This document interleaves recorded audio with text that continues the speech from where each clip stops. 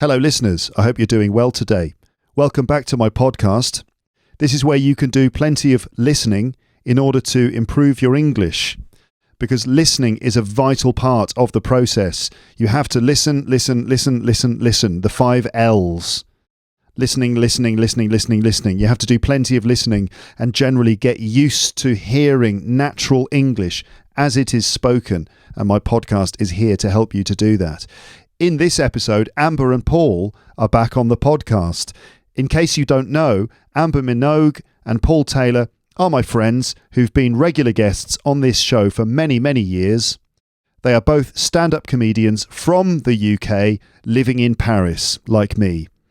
And a couple of weeks ago, before I had a haircut, the three of us got together here in my room and we had a conversation for this podcast.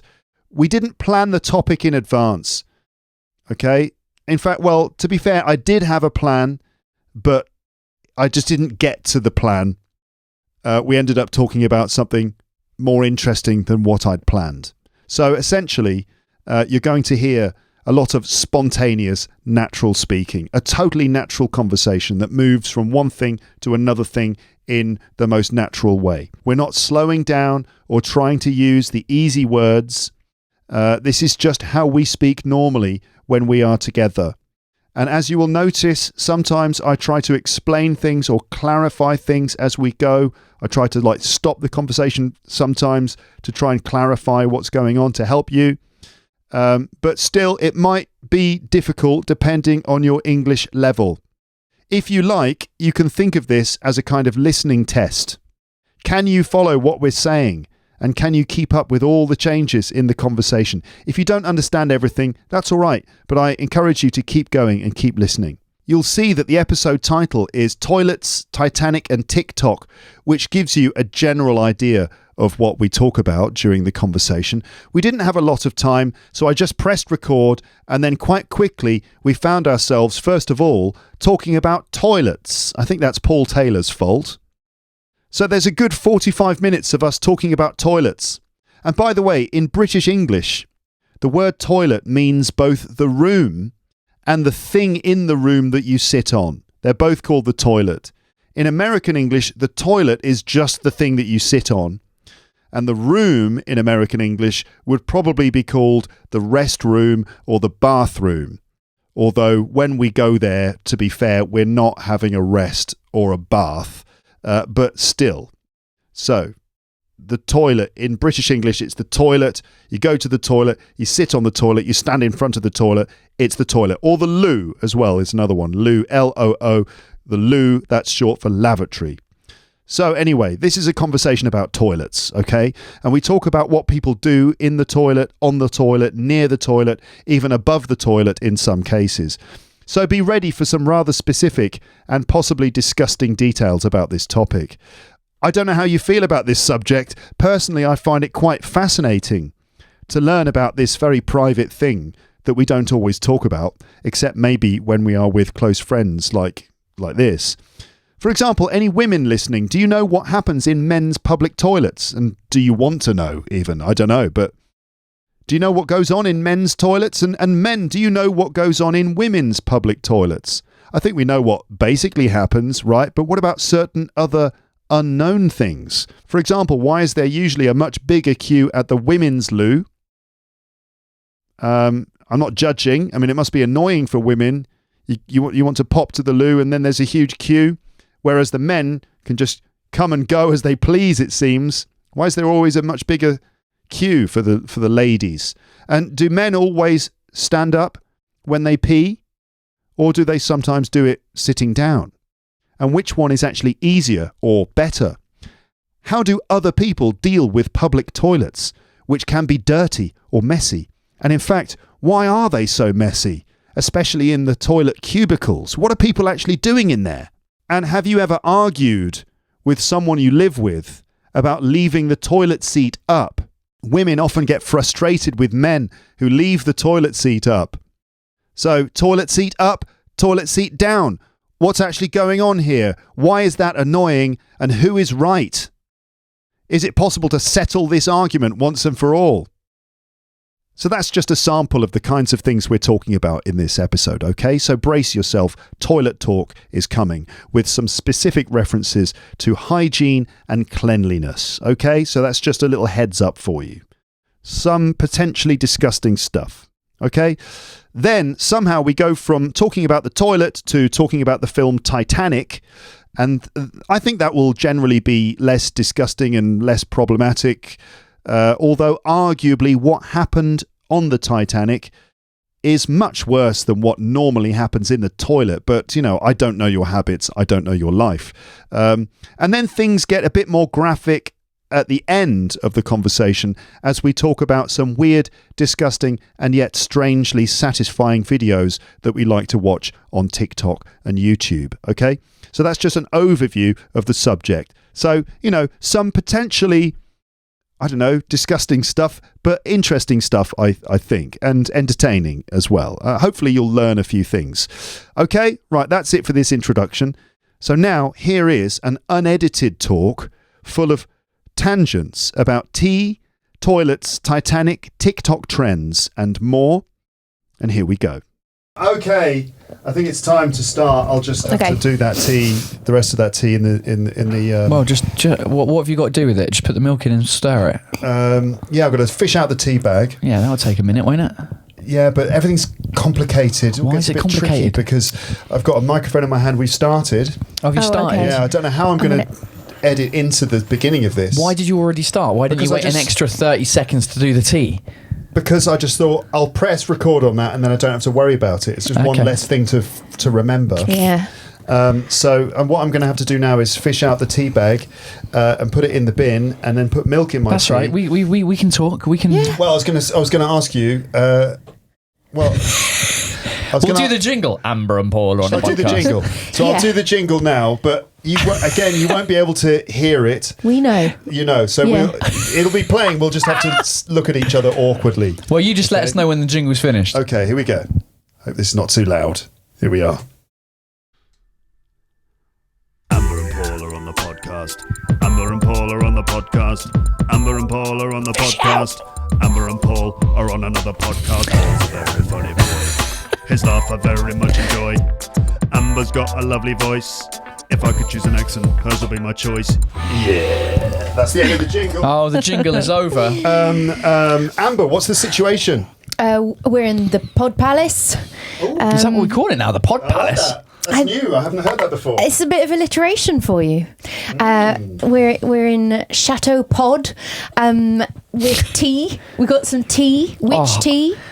Yorkshire the two teas. tea. There's three Yorkshire teas. tea. Thompson, Taylor and tea. And is there a tea in your name at all? No.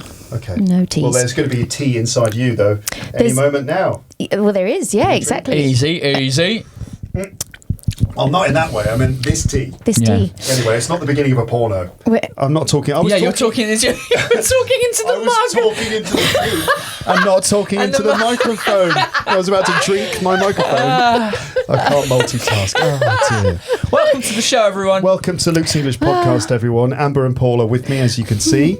Here we are in the Pod Palace, which is nice. How are you both? Okay. Good. Feel like shit. Feel like shit. No, I'm just good. I was just it's a cup of tea will make you feel cup better. of tea. Nice cup of tea. Now that you do videos, what's the ratio of people watching to just people listening? It depends on each episode, but generally speaking, there are still more listeners. Okay. Well, hello, listeners.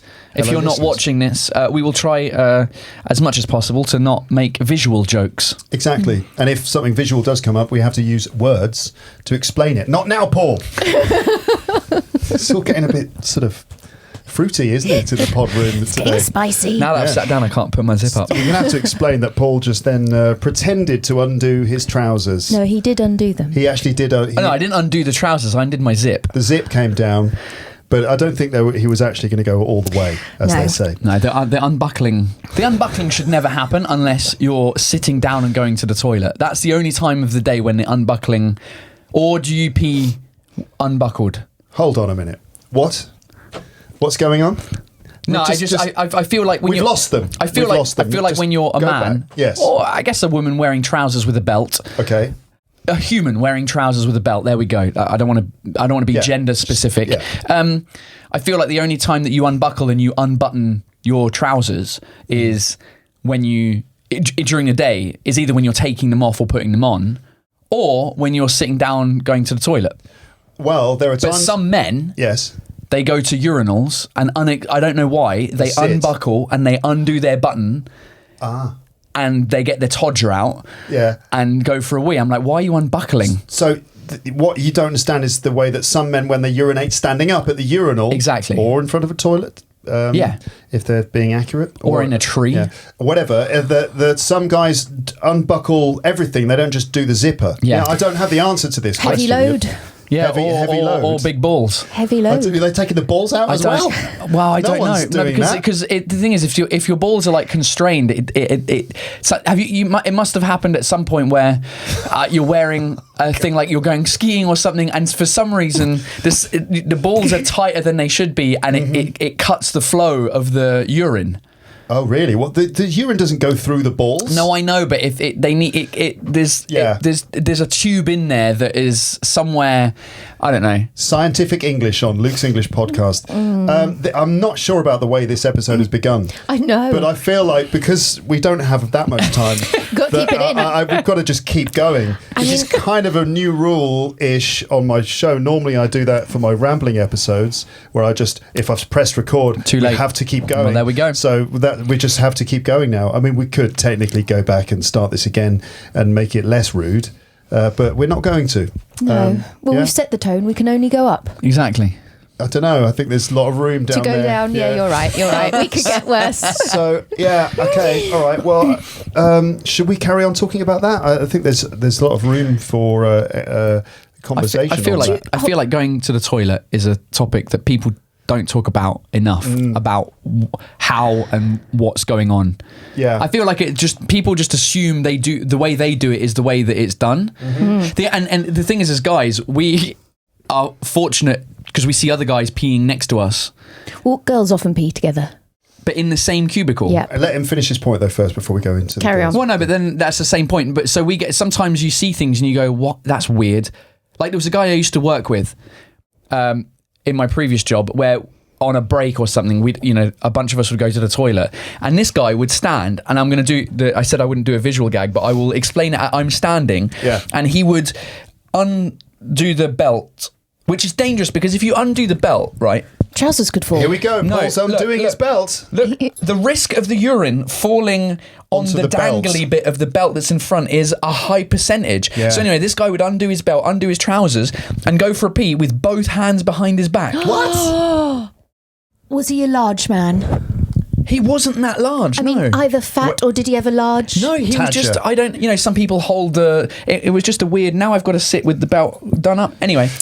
So the original question was why. The original hypothesis was that men... What are we talking about? I'm explaining it. The original hypothesis, the original statement, which we are now attempting to prove or disprove, is that men only need to unbuckle the belt and undo the button at the top of the trousers twice a day, once when you put them on and once when you take them off. Or when you're sitting down to go to the toilet. Unless you urinate in an unconventional way. Or you're going for a poo. Yeah, are there any... I think maybe we should start this again. I mean, I'm learning a lot. How do you do it if you're wearing a onesie like bodysuit? You're getting naked. But in the toilet. What do you do with the bodysuit? Depends on the toilet. Well, let's say let's say you're at a friend's house. Let's say you're at your house. Okay, so there's a jumpsuit. So it's like you've got to like take it off. You're like an all-in-one is what you're talking about. Well, then you just take it off and it sort of pulls around your ankles, doesn't it? And there you are left. But when you're at home, that's okay because it's clean. Yes. If it's Paris, like if there's a really filthy toilet, you could go so far as to take it off and hang it up. Rendering yourself essentially nude. Paul, this is why. But there's always shoes still on. Shoes on, yeah. But don't you have to take the shoes off to take this jumpsuit off? Depends. It does depend. So then you've got to take one foot out, take the leg out, then put your shoe back in. So you're naked with shoes on. It could happen. This is why there's always a huge queue outside the ladies' loos. because they're doing this stuff. Got to get naked, take our shoes off. It's like Mission Impossible in there. Yeah. But sometimes it can just, like trousers, your trousers don't necessarily go to the floor. No, they don't. But if you've got a jumpsuit, that was my question, because if you take off a jumpsuit, then you've got the arms that are flailing all over. Well, you can just like hold it all up, It depends on the material, depends on the filthiness of the toilet, depends on how fussy you are. So what actually happens inside a women's toilet is the subject here now. We've moved on from when would a man need to unbuckle his trousers during the day, and we've moved on to what actually occurs inside a lady's toilet. The great debate in the ladies' toilet is to hover or not. Right. How do you... So, wait, explain hover, if you don't mind. Hover means to not sit fully with your weight on the toilet, but rather to sort of balance above it. Not so that you don't actually touch the seat. So no bottom is touching the toilet seat. Is anything touching the seat at all? No, nothing. So it's a urinate... sitting down without touching the seat. Yeah. How do you actually do that then? We see. I don't hover. I disagree with hovering. But your height probably depends on your height, right? My height also does make hovering very difficult. Sometimes, if you try sometimes I've gone to toilets where my feet don't touch the ground. It has happened. Oh my God! So, so you're dangling feet while going for it like absolutely. Like a child. It's rare, but it has happened. Okay. Yeah. So hovering. So obviously, a woman might do this hovering so that for hygienic reasons, because they don't want to touch the seat because they think it's going to be dirty. Yeah. So, but you don't agree with hovering. You actually disagree with it on. I disagree with hovering. Why? A number of reasons. One, you're more likely to create mess. There's a greater chance of splatter. Mm-hmm. Spillage or whatever you want to call it. Which could happen on the seat or even onto your good self. Don't want that. Yeah. It's not that comfortable. Apparently it's not as good for you, for your body. And to be like in your that muscles position, all tight like that, holding yourself in the position. Yeah, it's not a good way. You're not getting a full release, or not a full bladder release. And I mean, the real thing you need to do is, what I've learnt recently is you need to close the toilet lid when you flush. That's very important. Yes, and then wash your hands and you're good. You're going to have a shower, aren't you? So what do you do if you go to a public toilet that's disgusting? I mean, of course, if it's absolutely rank, like covered in piss and stuff, sometimes you got to hover. It's always there. Or hold, or find a different one. But normally, like a lady's toilet, they're not that disgusting. Okay. They're fine. There's like, you can actually take soap from the sink and put it on tissue, put a bit of water, and actually kind of clean the seat before you sit down. You can actually use the materials that are available to you. If there's hand sanitizer, you could use that on the seat as well. That's going to kill 99.9% of your self-respect. Yeah, exactly. I do that. But I feel like now we're in this rabbit hole. We just have to keep going. Okay. Some of the listeners are disagreeing with us, but we're going there. I told you I learned Italian, and I didn't. I was terrible at it. Wait. You took Italian lessons? I took Italian. You tried to learn Italian. Okay. And you were bad at it? Oh, terrible. Went to Italy. We were in like the beginner's class. Like it was very hard to get a conversation. When I first moved to France, I was like, I'm never going to learn French. Move to France, learn Italian. You know the way it goes. Well, all my friends were Italian. And I thought, well, I'm only ever speaking Italian. So I thought I'll try and learn Italian. Much more fun. I went to Italy and I was like staying there for 3 weeks with this guy who had a chihuahua called Igor, which is very good. And in our language classes, it was terrible because we all basically couldn't say anything. And the most animated discussion we ever had was about toilets. And we were like, everyone was like, oh, I've got something to say about toilets. Yeah, me too. So I have taught many, many, many English classes over the years. And I have... This is, many subjects have come up. They just come up naturally and whatever. This subject... The one we're talking about now, what happens in men's toilets, what happens in women's toilets, when you have the right group of people, when there isn't one person who just freaks out because they can't handle it, that is one of the most interesting and most enjoyable conversations that I've had in a language class. I remember one particular class where we all learned something that we didn't know before. Like, for example, what I didn't realise was that there are two types of people in the world. Yeah. There's people who wipe sitting down, and there's people who wipe standing up. No, I'm sorry, what? Sorry, there's more than that. Sorry. Standing up? Because you got to combine that. Yeah, you just learned something. I did. Yeah, I know. But you got to combine that with the people that wipe this way from the front and people that wipe from the back. From the back. So there's actually because people that can stand up wipe from the back or stand up wipe from the front. Sit down, wipe from the front. Sit down, wipe from the back. So there's it's a table with 4 squares in it. Yeah. How does that mean? There's 16 possibilities? No. No. There's 8. Surely. No, 4. Well, no, because stand up, wipe from the front. Stand up, wipe from the back. Sit down, wipe from the front. Sit down, wipe from the back. It's 4 possibilities. Okay. 16. I don't know.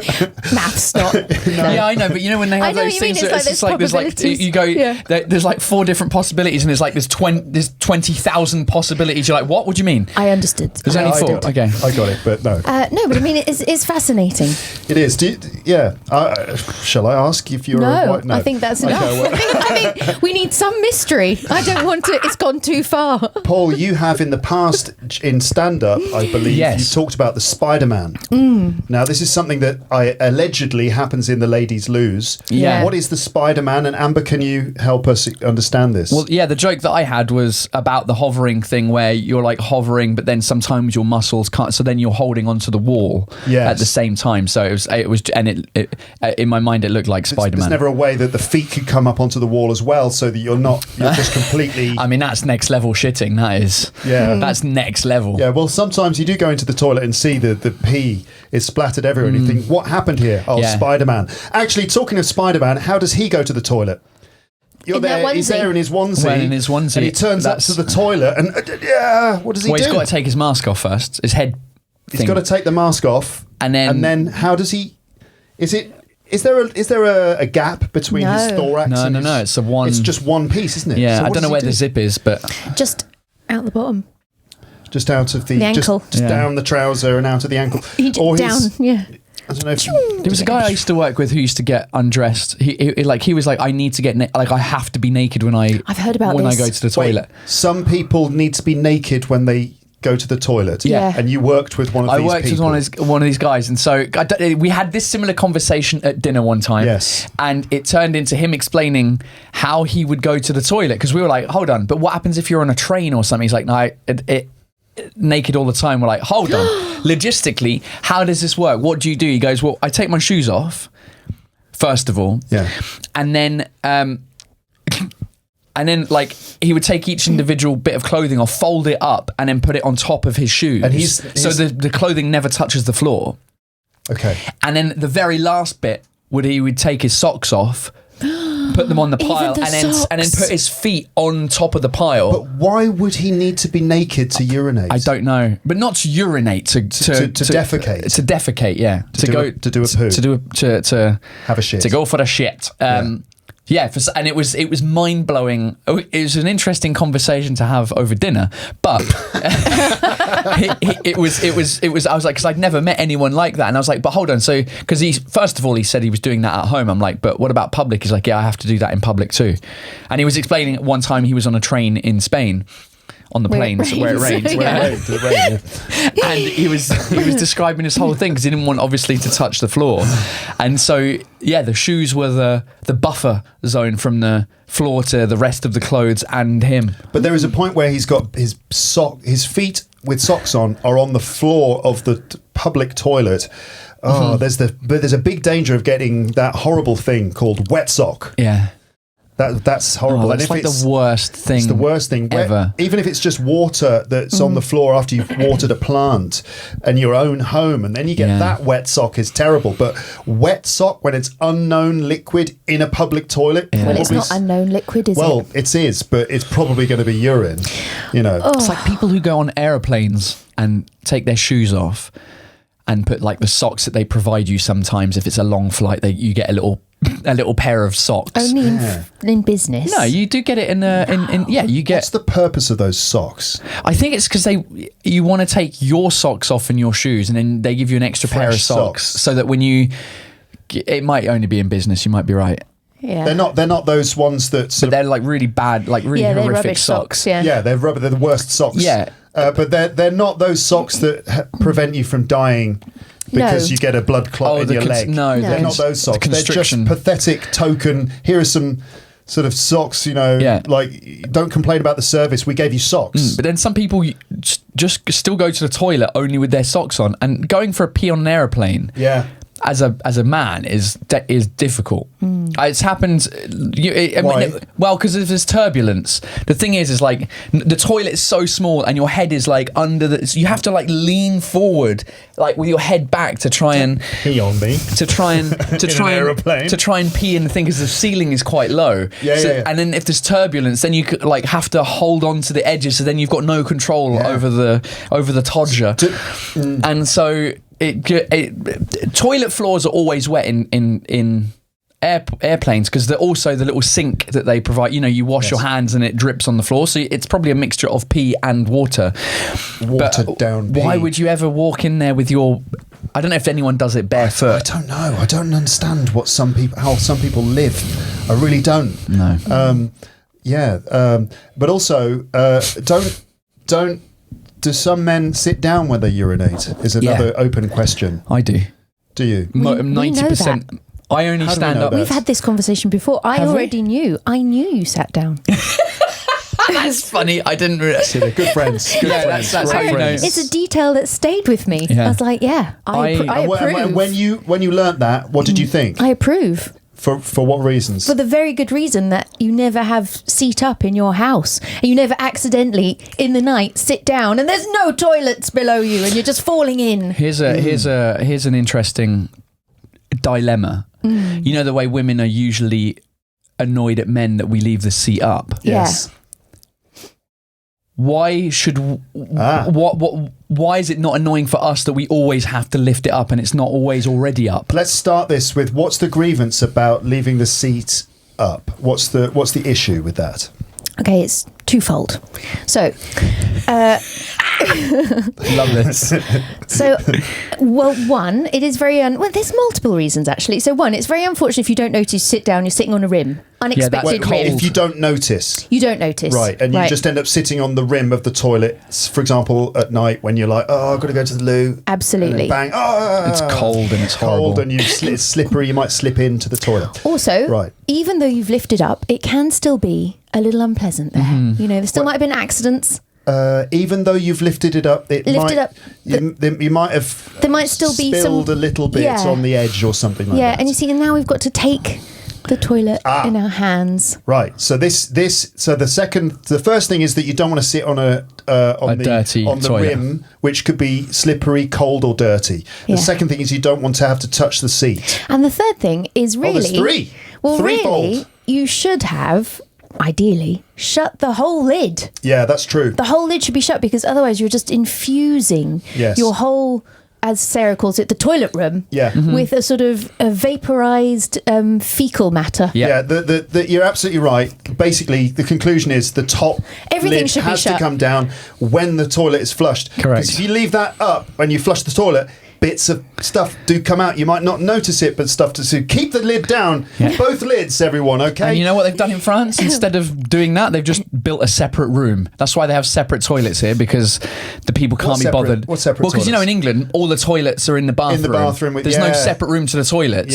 So we'll close the lid, because otherwise the shit water vapour will end up on your toothbrush, and then you're brushing your teeth with fecal shit. This is why British people have bad teeth. Exactly. Whereas the French have gone, we could close the lid, or we could build a whole other room just for the toilet, so then we don't need to close the lid. Just to contain it all in one single space. But I like it being in a separate room. I do as well. It's much more practical. It's true. To the second point... But someone can be in the bathroom and another person in the toilet. Because I don't think people think... I think most couples argue about the seat up, seat down, because... You need the seat down. Hold on, just one finish. Yeah, but you need it down as well. I don't need it down. I've just chosen... No, not you as when you're peeing. Like, some of the time, you need it down too. So... For the lady, she needs it down 100% of the time. And for the man, some of the time. So, So that means 75% of the time the seat should be down. Yeah. And so... I don't know if it's 75%, but you know what I mean. Depends how regular you are. Speaking roughly, I don't know how often you do a poo, but your poo to pee ratio, obviously it depends. How are the toilet politics in your house? Do you put down... But the thing is, it's like when your other half, who's a lady, goes to the toilet, why doesn't she feel the need to lift it up for them, so that when we show up, we don't have to lift it up. This is a response to point 2, Amber's second point, which is that she doesn't want to touch the seat, which is a reasonable thing because the seat could be dirty. You don't want to have to touch it all the time. But we have to deal with point 2 as well. I mean, we don't have to deal with points 1 and 3, so you win the argument. But we do. Let's not ignore the fact that we do have to deal with point 2 as well, which is that we also have to. So you're fine with us touching the seat, basically. I think the compromise should be that when we go to the toilet, we pull the seat down to leave it for the ladies, and when the ladies go to the toilet, they lift the seat up to leave it for us to go for a pee. Here is the thing. Here's the solution. The neutral position, which also deals with point 3, which is that you don't want the stuff coming out of the toilet at all, even if it's tiny little microbes or whatever. There is a neutral position for the toilet, and that is seat down, lid on. Yeah. And that is the ending neutral point. Unfortunately, we all have to touch the seat, but we can wash our hands. It's okay. So the seat goes down, the lid goes on top, and that is the way the toilet should be when you enter and when you leave the toilet. That's the end of it, isn't it? Absolutely. Okay, well done. Well done. I'm glad we settled that. There you go. We've sorted that one out, everybody. Listeners, we have sorted out the toilet situation. Put the lid down. Unless we've missed something. I don't know if we've missed something. I don't think so. There. No. I guess, I mean, when Sarah Donnelly was here on this show, the very first thing we talked about in the episode was that toilet in the corridor. Is it a Turkish toilet, as they call it in France? Yeah, that's exactly it. She said, I see you have a Turkish toilet. And I was like, what, you call it a Turkish toilet? Does anyone else call it a Turkish toilet? No, it's just a French. I don't think the Americans call it a Turkish. I think she's just They've never seen it in America. No, those sorts of toilets that wouldn't be possible in America. No, they didn't exist before the country existed. I think in England we call them French campsite toilets, don't we? Or they're the toilets that English people notice at French campsites, or they did in the 70s and the 80s anyway. Yeah. So it's one of those things that it changes nationality depending on where you are. It's like the telephone game, you know, that we call Chinese whispers, which the French call the Arabic telephone. I'm sure it's one of those, you know, racist undertone things. That's why French call it the les toilettes turques, because a French person went to Turkey one time in the past and was like, oh, we've got these so we must have taken them from the Turks. But in Turkey, I can't remember, they're not called obviously Turkish toilets. In Turkey they're called something else. It's like Pepe Le Pew, the cartoon character. He's French for us, but for French people he's Italian. He's Italian, yeah. He's French for everyone. He's French for everyone. Hold on, we've lost them again. So that has to be dealt with. Here we go. Let's dissect the frog there. So Paul is mentioning the fact that in different countries, certain things that we all have will be given different names. And often there are some things that have the name of a nationality. Like, for example, we say doing a French exit, which is where you leave a party without saying goodbye. But in France, they call it doing an English exit, leaving the party before saying goodbye. So we both see the other one as the baddie. And Turkish toilet is what they call it in France. In Turkey, do they call it a French toilet? I don't think so. No, they just call it a toilet, I suppose. No, they call it something. I think they have it linked to a nationality. One of my best friends is Turkish, and I can't remember. She told me what it was, and I've forgotten. But then you mentioned Pepe Le Pew, who is a character, Hanna-Barbera cartoon character. Is it not Warner Brothers? Warner Brothers, yes. It is a Warner Brothers cartoon character. He is a that's all. That's all, folks. I think Warner Brothers. It is. And he's a skunk, which is a black four-legged animal, black and white, black with a white stripe down its back, and they stink and they smell. So and in the cartoon, oh God, I'm fucking exhausted. in the cartoon, I'll make a cup of tea while you explain this. The skunk called Pepe Le Pew sees a black cat. She walks through a building site and she gets paint spilled on her back. He thinks that she's a female skunk, so he chases her around and harasses her. Yeah. It's pretty problematic, but he's following her around and ma chérie, blah, blah, blah, and he's French. So he's a stereotype of a man who would follow a woman in the street, harassing her. She's trying to escape. And importantly, smell. And he smells as well because he's a skunk. Well, because he's French. Because apparently the French smell, but I don't know if this is not true. No. And it depends on the metro. Sometimes they have bad breath because they drink coffee a lot and they smoke a lot. But the rest of the boat is they shower regularly. Yeah. It's not true. The myth, the garlic smell, not true. Not true. Anyway, so basically, he's a French stereotype. This skunk character, because he has these traits. And so the rest of the world, he's French and he speaks with a French accent and stuff. But in France, he is Italian. Yeah. Right. The only country that is more French than the French, apparently. Yeah, apparently. Okay. God. So, how did we get here? How did this happen? And are they still actually alive, or have we just got skeletons with headphones on? Come on, everyone's interested in toilets. Yeah. Are we going to carry on though and talk more about toilets, or should we sort of like let that one go and segue into something else? Segue into something else. Let's just all wash our hands, put the seat down, and leave and close the door. And use the Dyson hand dryer that blows your face.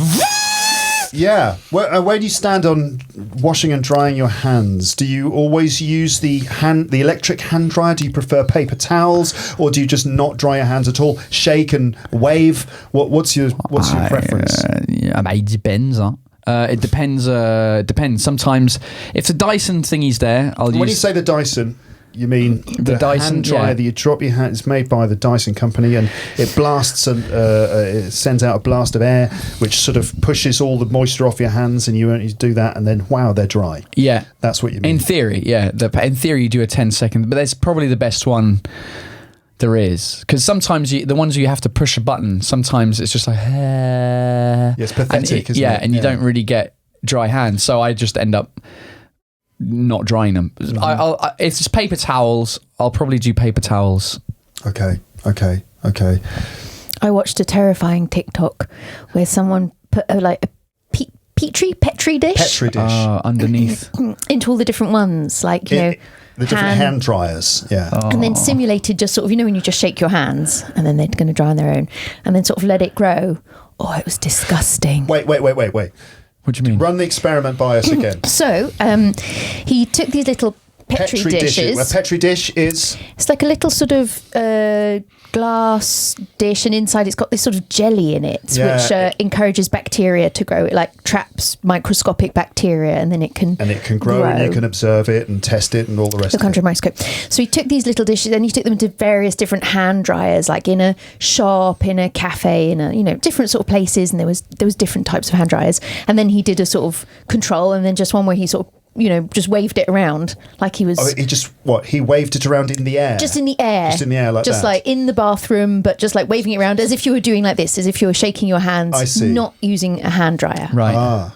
Okay. So just sort of like. So what was the best then? Using a hand dryer. And then he compared the different petri dishes to see what the bacterial growth was like. And can you tell us the results? Well, all of the hand dryers, there's quite a lot of growth. So there's more growth from the hand dryer petri dishes than just from shaking your hands in the air, which is handy because most times there's not a hand dryer anyway. So then that's not a surprise really, because of course the hand dryer is going to pick up bits of bacteria because you touch it after you've whatever, you just touch it, but waving it in the air, then no. So interesting. Do you ever how do you deal with that, touching things in public spaces like the door of the toilet or whatever, when you don't want to touch? You don't care, you're just touching it. Yeah, I can't be bothered with that. I've got a friend who's always getting a little piece of paper, and it's a door handle, love. Just come on.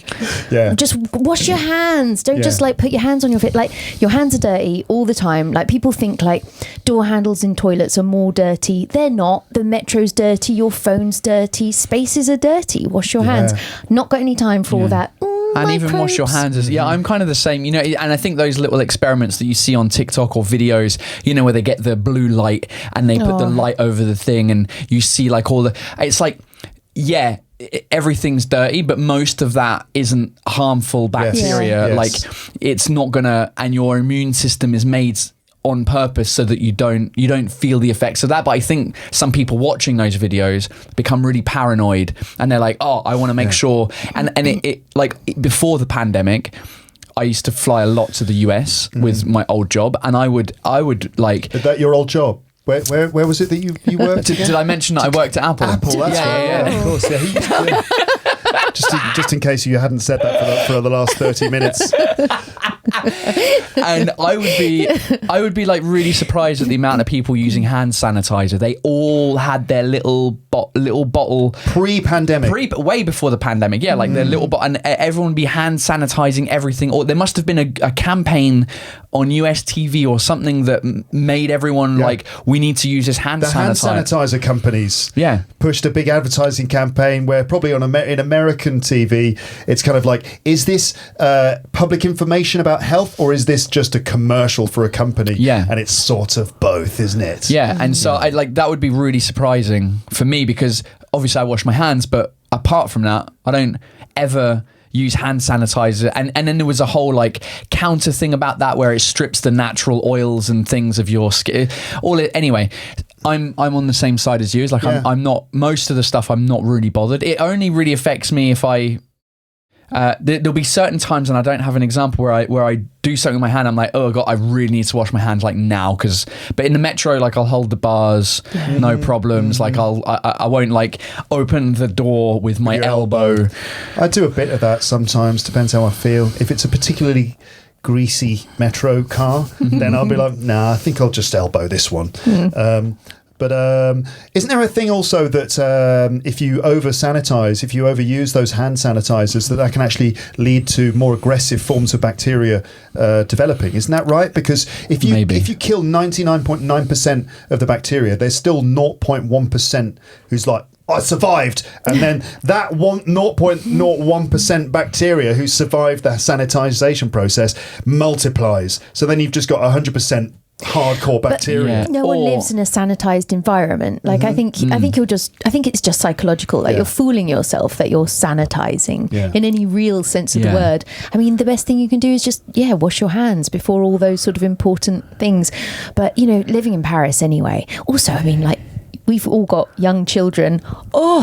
The filthy things we've seen them do, and they haven't gotten sick from it. So you're just like, the way they will drop something on the floor and they'll pick it up and put it in their mouth, immediately eat it, and they're just like sticking their fingers here and then putting their fingers in their mouths, and they're just. But this is all actually strangely quite healthy to an extent, because your immune system does have to build up a resistance to all these things. I don't know, because like I always have the argument with my wife, because she gets sick like that everywhere, like her whole body just doesn't work. Don't do that. Just stop doing that when she's in the room.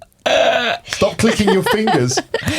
And I think it's because she's overly clean. As soon as she's super clean all the time, and when she sees Louise like doing things that aren't, that she wouldn't accept for her as an adult, I'm like, well, maybe leave her. Like maybe her immune system will be better than yours, because you're always sick all the time, always, like just always. And I'm just like, well, maybe let her, do stuff. I mean, she does disgusting stuff like all kids do, but sometimes you're just like, well, whatever, leave it. It's not a big deal. Isn't this related to the microbiome? Do you know about this, Amber? No. Yeah. So there's, it's a kind of a thing where they say that the microbes that you have, particularly in your gut, but also maybe just, that you carry, that you have to have a diverse microbiome, because this contributes to a very healthy immune system. And so this is why, for example, we need to eat, food that contains good bacteria. We drank kombucha at lunchtime. That's full of this good active bacteria, and certain types of yogurt, Yakult, those little Japanese yogurts that you can get in the supermarket. They taste kind of disgusting, but apparently they're very good for you because they fill your gut with good bacteria. So there's good and bad bacteria, and it's important to not only get rid of the bad bacteria, but also keep the good bacteria. So when we over sanitize, we also get rid of a lot of the good bacteria too, which can I guess lead us to having a slightly weaker immune system. I don't know. This is not real science. Welcome to Luke's Science Podcast. Luke's Science Podcast, where non-scientists talk about scientific issues with absolutely no idea or vocabulary, no authority at all on the subject. This is like the Joe Rogan experience, but with a certain level of responsibility, where we say, you know what, we don't know what we're we talking about, okay? We have no idea. Yeah. Okay, all right. Yeah, good. So, you know what? I did actually have a plan for this. Go on then. But because I asked you, how are you, at the beginning, like last time I said, I'm not going to ask how you are, because... This all started from a stupid joke. Then we're going to end up talking about going to the toilet for 45 minutes. This all started from a stupid joke where I was like, oh, hey, listeners, I won't try and make too many visual jokes. And then I went to unbutton my trousers, and then 45 minutes later, we're talking about microbiomes. But, you know, this is, you know, guys, this is real English, isn't it, though? This is real English as it happens. Because in normal conversations, you know, one thing, you know, leads on to another topic, and then you end up going down this tangent. It's rare that you just sit and talk about one single thing the entire time, unless you're in a business meeting, and you know. And even then, it's hard to maintain. Stick to the agenda. Exactly. In my old job. Where was that? The business meetings we used to have that digressed. Yes. Anyway, what was your plan? So my plan was to do you remember what we did last time? I mean, I don't think I don't think we can start it now, because I was hoping maybe we can do a bit. Two. Okay, we'll do a bit. Let's do a few. All right. Well, do you remember what it was last time? Yeah. What was it? There was prepositions. Yeah, I don't know what they are. I can't remember. I mean, I probably made it sound a lot more complicated than it was. So yeah, Paul is looking at the stickers on the back of the back of my mobile phone. On the phone case, it's covered in little stickers that my daughter stuck all over my phone. Did she? Yeah, it wasn't me. It wasn't me. Oh, I like the donkey. I'll stick that on my phone. Oh, I like having kids is a great excuse to just do that on your own and be like, oh, it was my kids. Yeah. It was like, oh, I quite like those little. My daughter's gone to bed, and I'm like, oh, I think I'll do a little design on the back of my phone with some little bit orange hearts. No, she did it, honestly. Adjective plus prepositions. So that, you know, do you remember that? Yes. So, all right. So basically, I'm not going to go into all the details, the meta language. It will be too boring. So I'll say a word. People have already stopped listening now. That we're not talking about toilets. Yeah. They'll be like, all right, see you later. Next episode. I'll say a word. They're all adjectives. I want you to tell me what word probably comes after it, and that'll be a preposition. Right? So, and then I'll ask you a little discussion question. What? No, wait for it. We're bated breath. Go. Oh, God. Okay, so eligible. Four. Well done. Are you eligible for... This is a stupid question because... anyway. Are you eligible for citizenship in France? Are you eligible for French citizenship? How about any other countries? So I think I know the answer. You're both going to say, "Bah, we already French." I think you're already French, aren't you? You're not French. I'm not French. He's Irish. Yeah. I'm eligible. Are you eligible for French citizenship? I presume so. Yeah. Yeah. What do you know? What the criteria? I think you have to have lived here for 5 years. Married to a French person. Well, you don't have to be. If you're unmarried, then you just have to be here for 5 years. Okay. And speak French and prove that you've been living here with tax, whatever, blah blah blah. And I think if you're married, it's 3 years maybe, or 2. I think it's a little bit less, but you still need to have lived there for a bit. But Amber, you are fully French now. You speak the language of love. Yes. Luke, are you French? Are you French? No. You're eligible though. I'm eligible. You yeah. should. I just can't complete the application form. How it's too are you complicated. Here then? Still, I've got a carte de séjour. And is that just a renewable? 10 year. I've got a 10 year. Did you get that before Brexit? Permit. I got one before Brexit. This is fascinating stuff, listeners. If you thought that talking about the toilet was not your cup of tea, then the administrative process of applying for French citizenship is that's more your thing, is it? I hope so. Before Brexit, I applied for a carte de séjour, which is basically a kind of a residency permit. But then after Brexit, I had to reapply for the same card, but they've renamed it. They've renamed it the Article 50 carte de séjour, which is basically just another carte de séjour, but it's post-Brexit. So you got that post-Brexit, yes, and they said yes. So I got the original one pre-Brexit, and then I had to update it post-Brexit. Okay, but the ending date is the same as the original one. No, I think the ending date's longer, but I've got a residency permit. Okay, so you got that even with Brexit happening? I got it pre-Brexit. No, I know, and then they updated it. Okay, right. So yeah. So what happens in 9 years or whenever the... whenever the date is up. No, I think some guys in like a SWAT team will come round to my apartment and they'll arrest me, kidnap me, and so you've got 9 years to figure out how to fill out a French form. Yeah. I think you. Well, it's cutting it tight, but I'm not proud of myself. My inability to do French admin. It's very difficult. Anyway, see, I knew that was a bad question to ask. I should have just got rid of that one. But anyway, eligible for, right? To meet the eligibility criteria. English. Yes. Yes. Next one, enthusiastic. Enthusiastic. About, yes. Enthusiastic about. Can you be enthusiastic for? No. No. Enthusiastic about. Eager. For. Eager to do something. Or eager for something. So here's the question. I'm eager for a cup of tea. Can you say it? No, I'm eager. No, you wouldn't be eager for it. No. I'd love a cup of tea. All right. But What would you be eager for? I'm eager to see your new show. Okay. For example, especially the first 30 minutes that I missed before, where I understand you actually... What were you doing for the first 30 minutes? I was eating sushi with Sebastian Marks. Oh. And it's just... Upstairs. In the Sushi more important than you. No, we wanted to come. It's just that you know... They needed sushi. Yeah. I'm a linear person. I can only do one thing and then another thing. We didn't and then eat. Another thing. Paul didn't eat. He had a whole show. I did buy you some food. Well, we wanted to see the show. We ate afterwards. That makes us better. You're just better people. You're just better than me, aren't you? Well done. Clap, clap, clap. And so what would you be eager for? Eager sounds like written language, though, to me. Yeah, it does a bit, doesn't it? It's the kind of thing you write on job applications. It is written language. I wrote it. You did. Here. Oh. So, eager for... Eager for... Shall I Google it? And then I have to lean over... Well, because you said for, and he said yes. I'm trying to think of a phrase. Eager for something. Eager for I'm eager for an opportunity to pitch my new business idea to the dragons in Dragon's Den. Okay. Dragon's Den is a TV show about business investors. They're not actually dragons. They're business people. I did 2 episodes about it. You can go back and listen to that, listeners. Recently? No, ages ago. All right. Are you eager for a new challenge this year? You were thinking about... It's like half an hour I'm asking. Do you have an example? And he had one in your... Got one there. I have a new challenge for this year.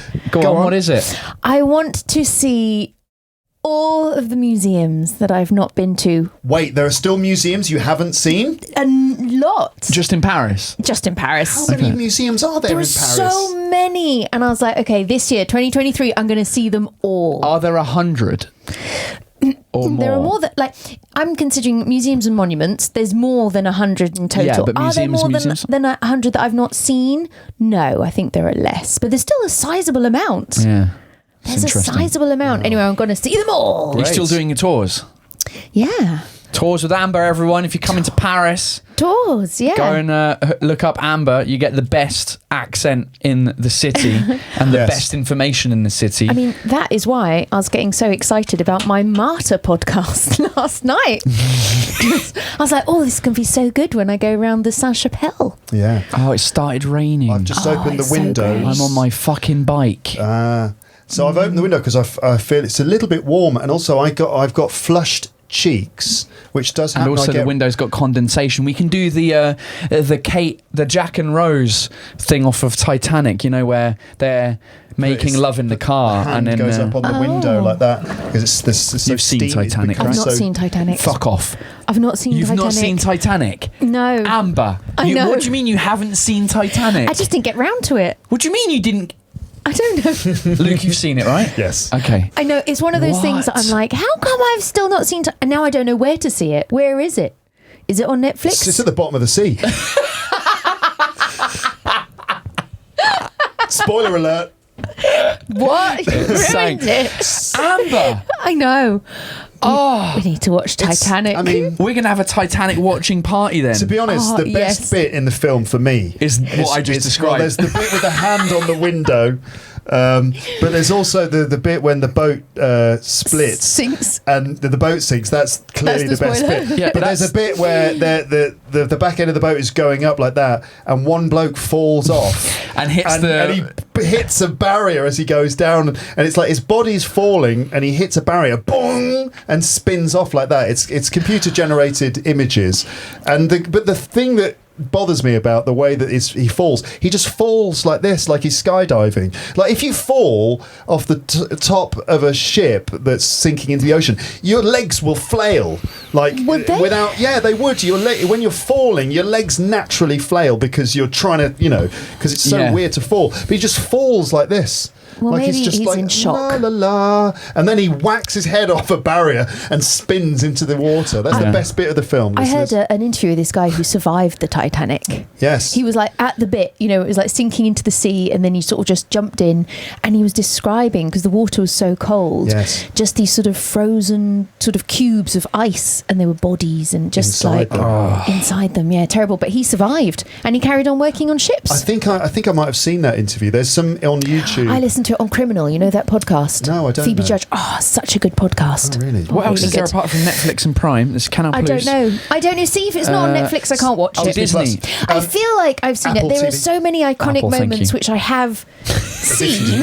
Apple TV. Sorry. I have seen lots of sort of iconic moments, but I've never seen it, and I just kept thinking, I'm gonna definitely watch Amber. it. Never seen it. Titanic movie. You'll have to come round. We'll have to watch it. You can rent it off of all of them, but you can't watch it for free anywhere. See? It's long. It's pretty long. It is 3 hours long. That was one of those your I'm not mum afraid. jokes. Your mum's so fat that when she walked in front of the TV, we missed the Titanic.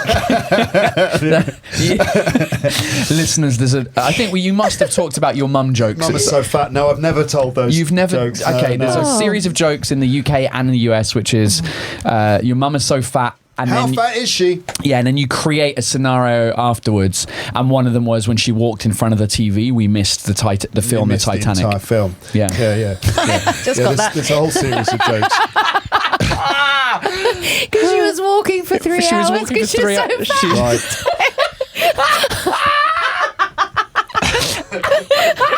Oh, dear. So I mentioned the steaminess of the room Because it was big. The Titanic was like, but the TV's the same size. Because it takes 3 hours to walk past the TV. I got it. You just got it. I just got it. Okay, I hope they did as well. So yeah, it's like the Russian joke. I get like don't. I get flushed. I get red cheeks, right? Sometimes if I get a little bit sort of warm. It also doesn't help. No, that you the don't light- care about that. I'm like It desperate is. to talk about fucking cheeks, and you're like, anyway, the Titanic. No, but it depends on the lights that you're using. It's because you got a purple, blue light and this light. That's why the colours on your face look a bit more red. The reason I mention it is because I did get a comment the other day. It was like, "Are you okay? Your cheeks are very red. I'm worried about you." And I was like, "No, it's all right. I just can't get the video settings right." And he's like, "Oh, thank goodness for that. I thought you had a rash or something." Okay, Well, why don't you turn the saturation down? Yeah, but if I turn the saturation down, then we're all in black and white.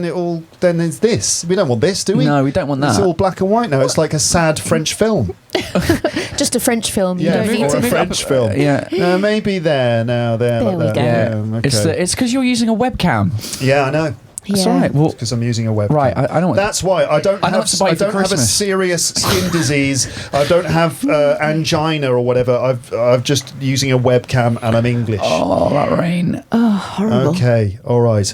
Ooh, 56 Has minutes. this been as long as the Titanic now? No, it You hasn't. need to watch it. Well, Yeah. it's the thing is, there's no point in you watching it anymore because it's no. But you know what I mean. It's like those things where when you move to a new country, we've Yeah. all experienced this. French people say to you, You've got to watch this. "Got to watch this film." Yeah. And the film came out 35 years ago, and it was when it came out 35 years ago, everyone was 12 years old. Everyone remembers watching the film at 12, and they watched it again when they were 15 and then 18. It became like a cult film. Yeah. But then you, at 35 or 40 years old, you watch it for the first time. You're like, this is isn't rubbish, great. yeah. And then you're ruining like the memory that everyone has had of the film. So everyone, if you're watching Titanic for the first time now, if you're the age that we all were when we watched it, then fine. But if you're, I think it's too late. The reason people like it missed is it. because of the nostalgia value, Yeah. right? So it's Now the it is, yeah. 90s nostalgia trip, basically. But I mean, the way that they filmed and created the boat sinking is pretty impressive. Yeah, James Cameron. The thing is, it's like Jimbo Cameron. I somehow missed it, and then everyone had seen it. Yeah. There was just no more opportunity. It was like, no, we've all seen it. It's on TV. I feel like you missed the boat. Yay! That's an expression, listeners. Okay, that is an expression in English. No, it's the webcam. I'm not on fire. It's just the webcam. And I'm English as well. In some countries, their cheeks don't go red. So if they see, sometimes I think, in some countries. Well, I imagine in Do you Mozambique. not mean like some skin tones? Right, fine, whatever. I think whatever country you went to, you would look red of cheek. You could just be like, I've travelled the world. Yeah, but in Scotland, they'd be like, yeah, he's got red cheeks. They've got permanent red cheeks in Scotland. But if you go to some places, then there might be some people who are like, are you okay? Really? Yeah, okay. Like, you mean certain places? What you mean to say is a certain white people that don't get red. I don't know if it's certain. I don't know if it's white people or what. It's just that they're just I don't know certain complexions, regardless of whatever. I don't know. But just some places they don't seem to like having red cheeks is maybe not something that people see all the time. And so that's kind of a weird thing. Well, in France, people. In Brittany. I was saying that like when I lived in Japan, which is there you go, bonus points, listeners. I said it again. That's your Japan is my Apple, isn't it? Yeah. Oh, did you know I used to live in Japan and he used to work for Apple? And Amber is a tour guide. She reads lots of books and visits museums, but not all of them. So when I lived in Japan, every now and then I'd notice like Japanese people would just pick up on things that I thought were completely natural. But for them were strange, right? So, like, for example, I'd be on the train and I'd just be sitting there on the train and I'd look over and there's like an old couple sitting opposite me. They just got on. I just noticed them. And the old man is just staring at my hands like that.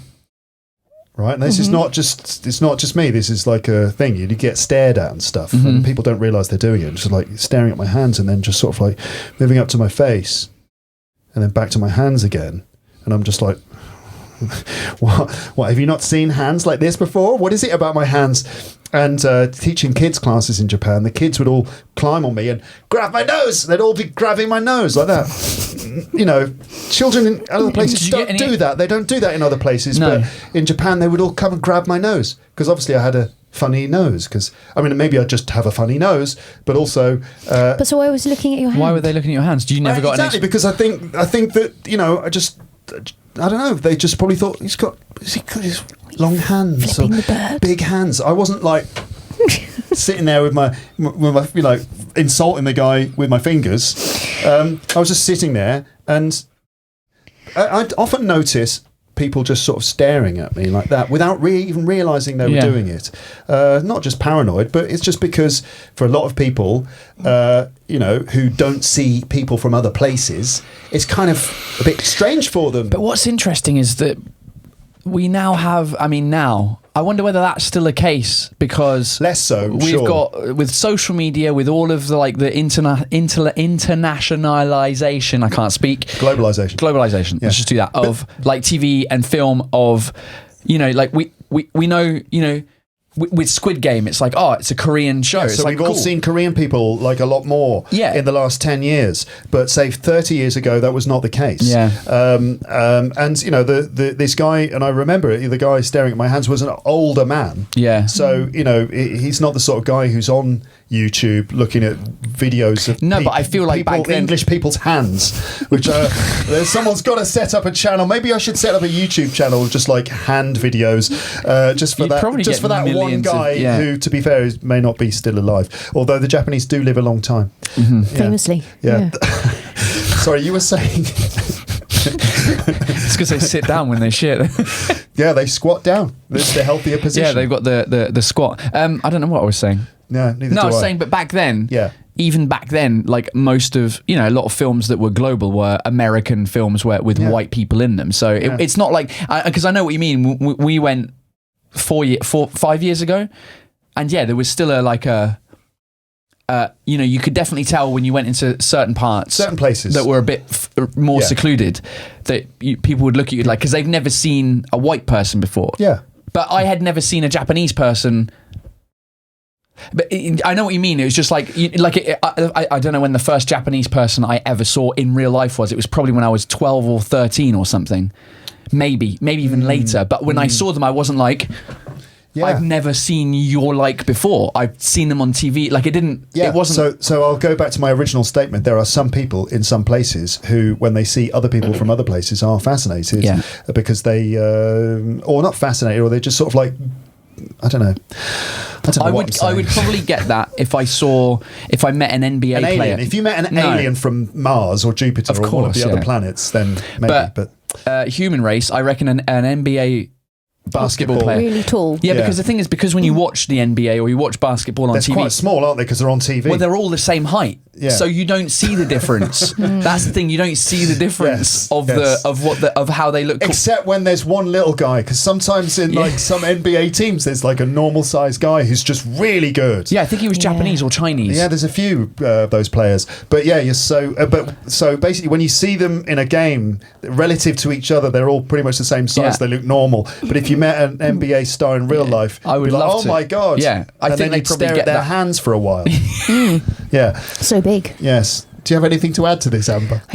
I don't think so. Although I was kind of keen to know if you had made any plans akin to the museum that you're eager for new challenges. Oh, like New Year's resolution type thing. New Year's resolution, or like a challenge that you set yourself, maybe for 2023. So the full question actually was: Are you eager for a new challenge this year, or are you happy with the current level of challenge which you already have in your life? I'm happy with the current level of challenge I have. So no challenges, no resolutions. You're like, I'm done. No, the resolution is the same one it was last year, which was like, try and get up those stairs without crying. Try and be healthy and happy, and and try to survive the stairs every day.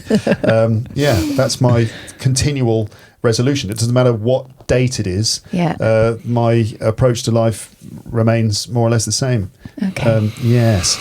God, the wheels are very close to falling off this. I don't know why we have to persevere beyond 1 hour and 1 hour. I don't know. It's just force of habit dictates. But I also think we should probably end on a slightly less confusing and potentially disappointing note than this. Go on, then. Let's try and find. No, I can't skip forwards because that's going to ruin things. Okay. Okay, final question. Okay. We talked about me making a YouTube channel for hands, if you've got a fetish. Question, the word is fascinated. By. Yes, fascinated by. Are you fascinated by any weird videos on YouTube? Or other social media? Or other social media platforms are available, including those which are run and controlled by the Chinese government. Are you fascinated by any weird videos online? You can talk about like those videos that you like to watch of people getting spots. Did we already talk about that? Fate. No, we haven't drained. We haven't talked about that. Because that would go full circle back to the disgusting topic that we started with. Well, there we go. Let's finish on that then. Okay. So, all right. So, Amber, what kind of weird stuff do you watch on YouTube? I love social media. I'm a big fan of TikTok. I can scroll on through and enjoy a lot of content. Yes, different content. I do find strangely relaxing, like a lot of people, some extraction videos. What are extraction videos? Well, it's when things are being taken out of people. Faces, ears. But it started with pimples. Simple like blackheads. Like a spot on the face. Yeah, but that was a gateway to cysts, which is a lot more satisfying. A more serious spot on the face. Precisely. And recently, earwax. Earwax. Oh, yeah. Earwax ones. Yeah, I've seen some of those. So removing earwax from people's ears. Yeah. Do you see the water one where they put like a water gun in the ear and there's like a little slide down the side where you just see all the crap that comes out of the ear. I get the one where it's this guy, he's really nice, and you're like following, he's got this little tool and like a video camera on it. Yeah. So you like go deep into the ear. Yeah. And he's got two tools. One's like a little sort of scooper and the other one's like a tiny little suction, and he's like, it's very deep, and he's like getting into it. And then at the end, very satisfyingly, he puts up all the wax on like a ruler and measures how much wax there was. So obviously this is disgusting, but it's also strangely satisfying. Very. watching this. Soothing. Yes. Soothing, yeah. My personal thing is watching carpets being cleaned. Oh, yeah, I've seen those? these. Yeah, I've seen Yeah. those as well. So They make them dirty to clean them. So they? I find it disingenuous. So the way that they're How presented... do you know that? Did you meet how do one of know them? that? Someone said. They said, I dirty them And you up. believed them? Oh, someone said that on the video that they dirtied them up. Yeah. Oh. So the way that the videos work is that there's a couple of channels like this where they say, so this is the carpet we're going to clean. We found it like discarded in a back garden and it's covered in mud and dog pee and stuff like that. Yeah. It's the most disgusting carpet ever. Watch us clean it. And then they lay it down. They've got a special room designed for it. They have hoses of water. They've got special carpet shampoos. They've got big sort of electronic carpet cleaning brushing devices. And they go through and they spray water on it. They push all the water off, they put shampoo, they scrub it with the machine, and all this satisfying gunk comes out of the carpet, and then they push all the water off again and again and again, and after 20 minutes it's a perfectly clean carpet, and it's satisfying watching the dirt go from dark to less dark to clean water. Well, you might like, in that case, another channel that I quite like. Is it the pool cleaning one? No, it's the tombstone cleaning. Oh, yeah. They're good. Tombstone cleaning? Yeah, so there's a few different people that do it. What's a tombstone? When someone is buried, it marks their grave. Where it's like written, the name is written on there and stuff. Yeah, that's exactly. And so someone goes and then, because it's quite delicate, because some of them are really old, like 100, 200 years old, and there's all different brushes and sort of things that they can do to like clean it up, and it feels sort of like thoughtful. Yes. Yeah, it does. Yeah, that is nice. That's quite. What's the word? Is it the guy who then goes back to try and find the people? I don't know. Dead. Those people are dead. No, I know, but there was one. I don't know how it came up in my TikTok for you thing, and it was a guy who was like, I almost didn't post this video. This is like the beginning of the video because it was uncovering it was like a tomb of like a 2-month-old baby, and then sad. Sad. And then so he then goes through like the family history to try and contact people, descendants of those people. It's really interesting. That's a good one. There's another guy who does pool cleaning, so he goes to people's pools they're all green and disgusting. Same thing as the carpet thing. My thing, I like chiropractors as well. What are chiropractors? People that sort out your bones and your back. They crack your back. Yeah, and crack your spine. Yeah, there's like a guy who again like speaks like really. He's got like a really deep, soothing voice, and he's obviously like set up microphones nearby, where the thing, and he does this weird stuff where he like stands literally like on a chair, like above the person, more visual, and like has like an arm round, and it's like you think it looks like it's going to be really rough, and then he just like pulls the person apart, and it just goes like. If that person was Arnold Schwarzenegger, you'd be concerned, wouldn't you? Yeah. If you're like, I'm going to go to a chiropractor and it's Arnold Schwarzenegger, it's like, I'm just going to put my arm around you. Crack! Oh no, I killed him.